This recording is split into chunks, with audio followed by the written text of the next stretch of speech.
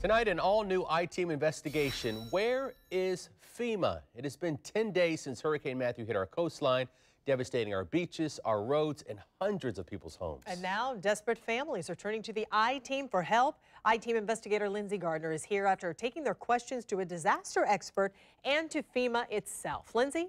Joy, the Weather Authority forecasted Hurricane Matthew 8 days before it hit. John Gahn calling Matthew the one to watch and the storm of 2016. Then 24 hours before, NOAA called the hurricane having potentially catastrophic impacts. So now with so much time passed, the question from storm victims is should and could FEMA do more and sooner? Pepper, makeover, up. Greg Blayford left with his service dog Pepper and little else. His Davis Shore home on St. Augustine's Anastasia Island stripped down to the studs, gutted by a storm surge from Hurricane Matthew. We first met Blayford hours after the hurricane hit. Yeah, that island looks like a bomb site right now. It's a war zone. A bird's eye view shows just how destructive that 7-foot surge was in parts of St. Johns County.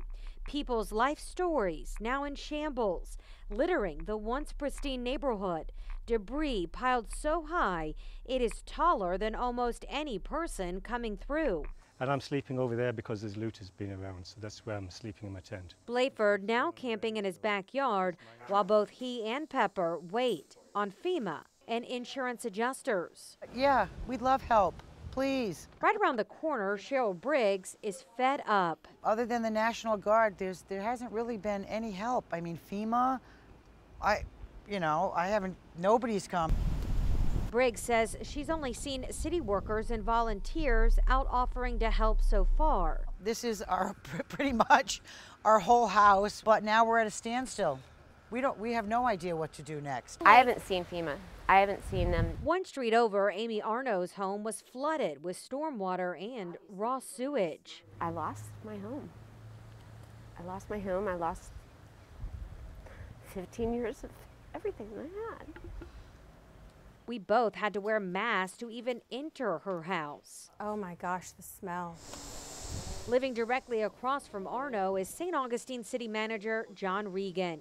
His home also swallowed by that storm surge. I mean, this is an unknown world that everybody's in. Many people don't have flood insurance. Many people have lost everything. So yeah, the federal resources are critical to our community right now. Do you feel like this process should be faster from the federal government? It would be great to be faster. I will tell you that we have people right now for the city and the county working round the clock to build the level of what is this financial disaster to expedite and speed up the FEMA process. Right now, Florida as well as Georgia are waiting on the president. He has approved a major disaster declaration for both states, which gives federal money for debris removal and infrastructure. But so far, he has not approved funding for individual homeowners and businesses. A little bit on the side, but that was about it right there, see? That is why we see FEMA here right now in local counties assessing the damage in order to report back to the president for him to make that final decision. People want to get the mess cleaned up and on with their lives, and that's completely understandable. There's no need to wait. In the meantime, FEMA says homeowners need to take pictures, save their receipts, and rely on public help, nonprofits, and their insurance companies.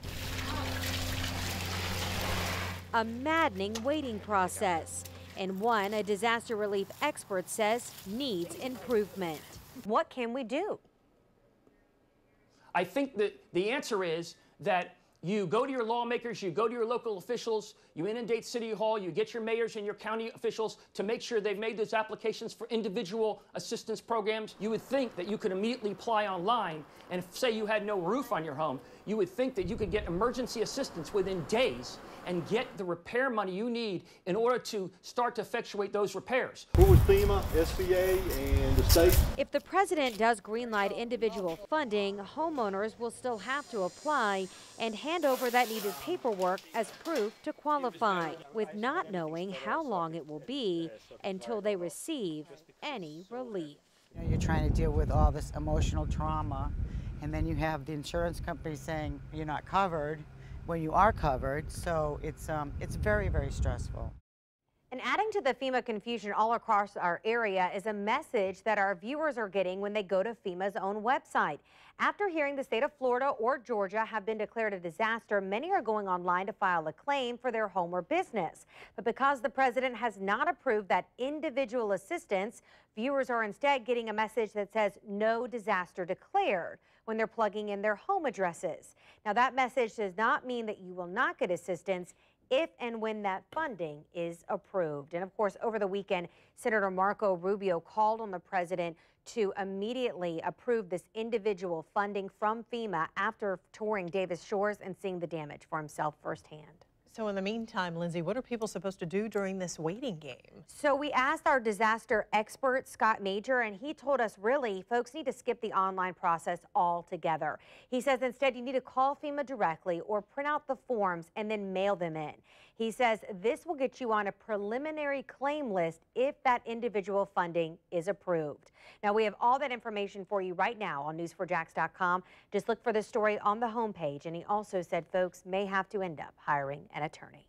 Understandably frustrating. Absolutely. Thanks for that report, Lindsay.